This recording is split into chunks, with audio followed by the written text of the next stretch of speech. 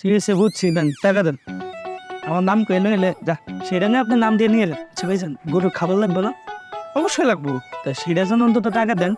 যেই সেই খাবার তো আনবো না, গরুর জন্য পোলাও ছেড়ে নিয়ে আসবো। পোলার চাল? পোলার চাল দিয়ে কি করবি? আরে ওইটা কি জেলে সেই গরু? 2 লাখ টাকার গরু। এটা আসলাম তালুকদারের গরু। এটা রে পোলাও ছেলে যাও খাও। তুই এত ঘুমে বুঝছোস? এই তুমি তোমার বাপরে খবর দাও না, পারলে তো আত্মীয় স্বজন সে এগুলা রাইতে গো। 2 লাখ টাকার গরু মানুষ আছে দেয় দেবো না। এই, তুমি আমার আগে একটা কথা কতো, কোরবানি কি তুমি মানুষের জানানোর জন্য দিতেছো? আমি তোমার একটা কথা কই, কোরবানি নিয়ে কিন্তু এত বাড়াবাড়ি করাটা ঠিক না।